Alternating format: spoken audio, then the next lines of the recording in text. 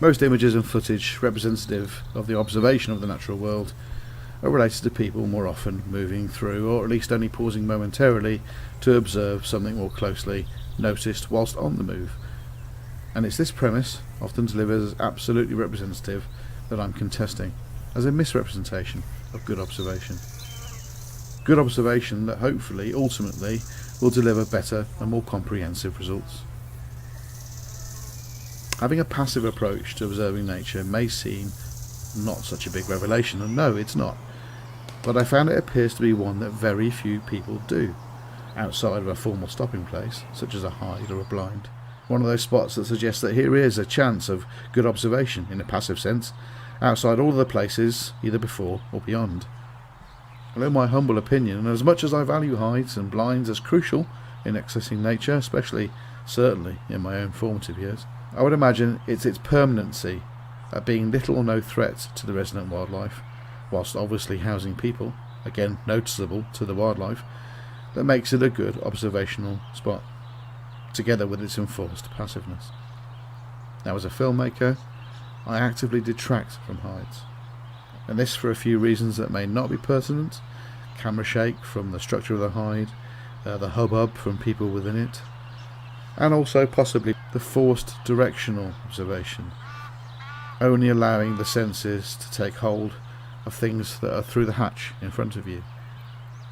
So how then does this passive observation work, and why? Well, I believe passive observation in its most basic form will lead to above and beyond average observations, and certainly are likely to bring experiences otherwise unobtainable. There are two factors to this, I believe, one relating to us and the other to nature itself. But let's start with us, and initially let's make sure we're comfortable.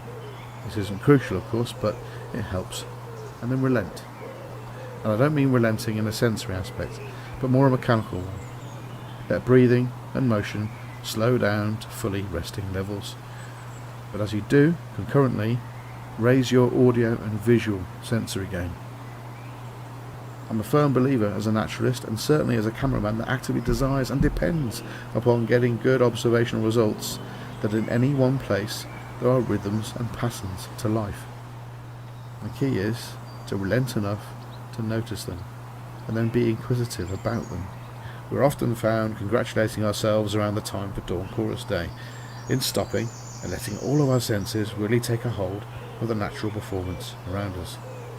And as much as there is a lot to celebrate with the height of our early morning territorial and courtship calls from our avifauna, late March, early April, I'm often left feeling as this is, well, a mainstay of my life, most every week, of most every month.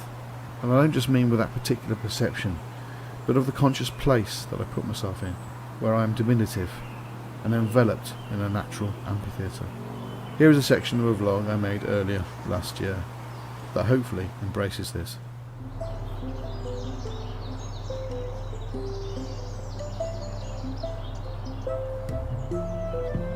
And if you were to find yourself a great big majestic oak like this, then I would suggest sit near its base and give it 10 minutes or so. That way you'll realise that the rhythms of life around you are holding sequences and patterns. Possibly maybe a favourite perch. And a favourite perch at this time of the year can generally only mean one thing: you're near a nest site.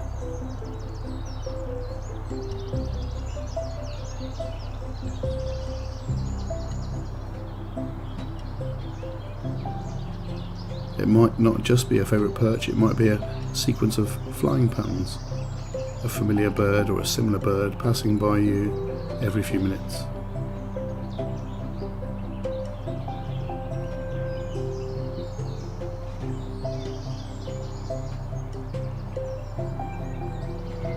With your curiosity pricked in a small exploration and a bit more passiveness, you might notice there's a tree hole.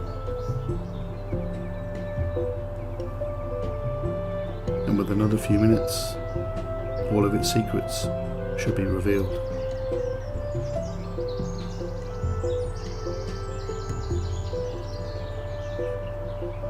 It's then that you'll start to realise that these kinds of observations can have a chain effect, like a domino fall. because as you're watching this tree hole, you notice that down in the brambles at its base sits a quiet female chiffchaff. She too knows you're there, but she doesn't see you as a threat. Not anymore. You're not moving, you're passive, you're part of the natural furniture. You notice that she's scanning towards an old stump, an old mature tree. On one of its spurs, you'll find her mate, preening after a hard dose of the dawn chorus.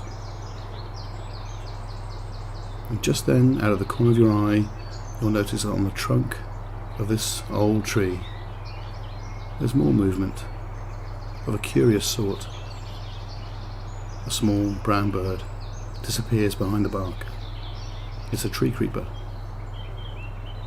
And again, with another few moments, you'll see it's another nest under construction. But I can't talk about passiveness and this kind of observation, especially at this time of the year, without telling you a few of its pitfalls. Well, actually, only one, but some of you might think it's a biggie. There tends to be a price to pay if you're sitting in a wood, especially a damp wood like this, at this time of the year, and not moving much. Even with the gentlest breathing, your carbon dioxide will attract a few midges that maybe you're not too keen on. One thing's for sure, these mosquitoes are pretty keen on me. Thankfully, most of the time the denim is impervious to them, even though they invite their mates along. But occasionally I am bitten, but I see it as a small price to pay. And of course we must realise there are repellents out there that we can use should we see fit. And as you become practiced with this passiveness and observation, you'll start to see, hear, and possibly even feel the smallest, most finest nuances around you. Without thinking about this yet from the aspect of nature, despite I know that just being alluded to, let's take a couple more examples of observation whilst subdued passively, to experiences that possibly would be almost impossible to notice if you weren't positioned in such a fashion.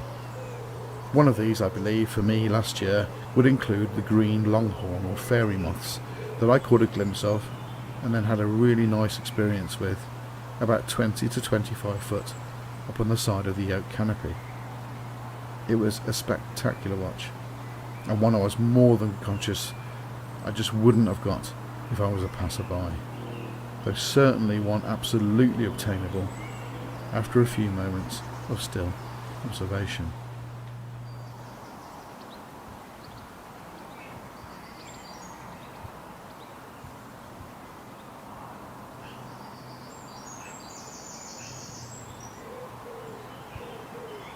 And secondly, finding the smallest nest in the UK, as I documented here in another summertime vlog.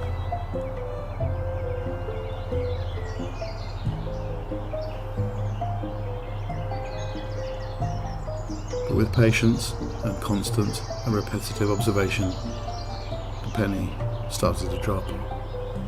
From a few seemingly infinitesimally small fronds from one of its massive overhanging branches, there was a furze of movement that seemed to belie the likes you would experience with a gentle breeze or a passing gust of wind.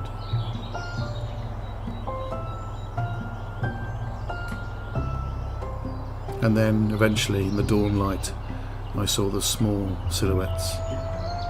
And they are small. These are the smallest birds in the UK. A pair of goldcrests.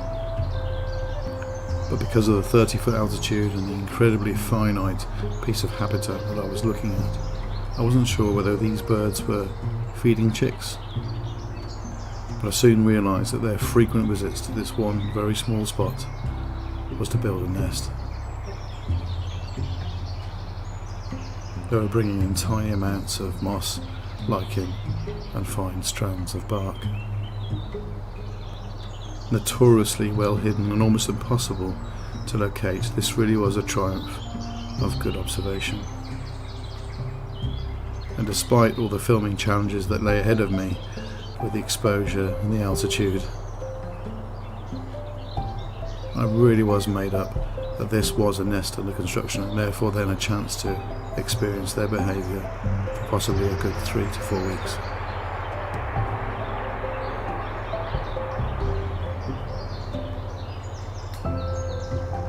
But there's one thing I absolutely knew for sure: there isn't a chance, not a single chance, of ever finding a nest like this if you're on the move. This then, a wonderful discovery in an ongoing quest to experience nature in the high season over the next few weeks. But in the meantime, between now and next Sunday, if you do find yourself going out, then please do stop. Open up all of your senses. Relent, look for patterns and sequences and the rhythm of life around you, and you'll experience so much more. Thanks guys, and until next Sunday on Vlog 25, goodbye.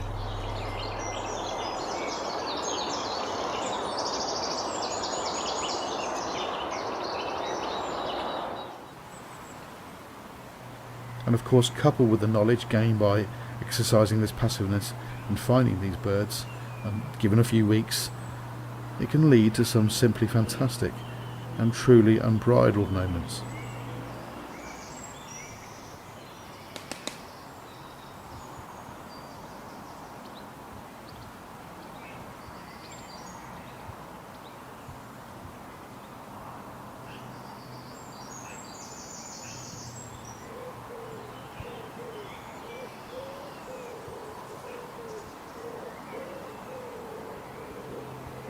Being a practiced passive observer with heightened audio-visual perception and a curious mind can lead to reaping many rewards.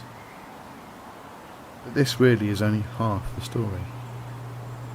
The simple fact you're in this position of latency isn't precluding your presence to most of all discernible nature. You will be noticed. You will be apparent. Initially, your presence will cause, as it would if you were passing through, a small depletion in activity from the natural world. But once settled, and when you've become that immovable object, part of the natural furniture, you will slowly be accepted as a non-threatening element, and nature will encroach once more. In my experience, this will take no longer than 10 to 15 minutes.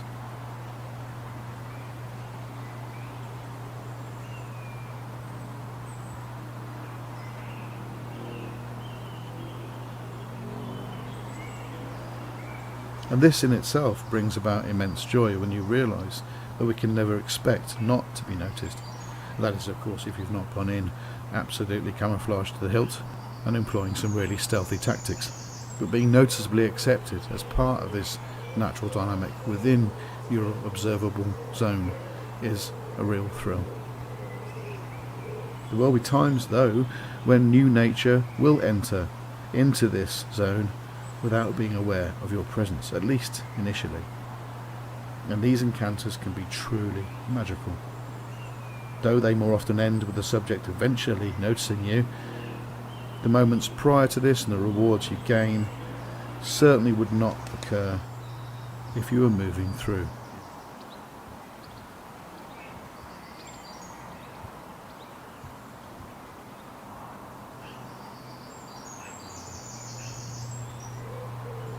On the odd occasion though, especially if frequenting a familiar patch, some subjects, such as this wonderful male muntjac, will tolerate you, and eventually to the point of settling down nearby.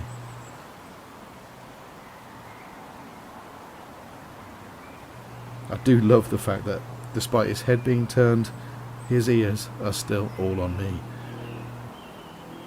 So I hope this has been a good, general introduction to what I mean by passive observation, and we'll talk more of this technique when we rejoin with Zoom.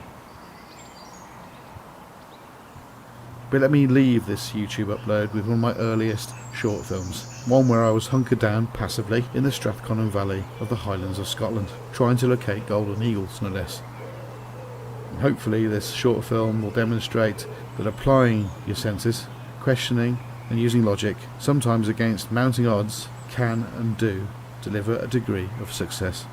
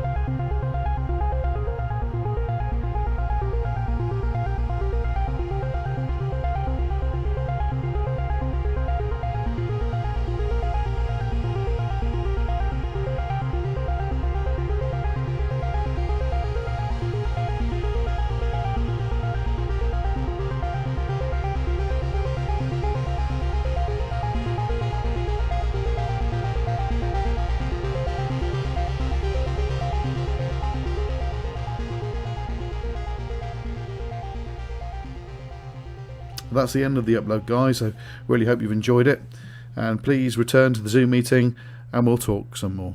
Thank you.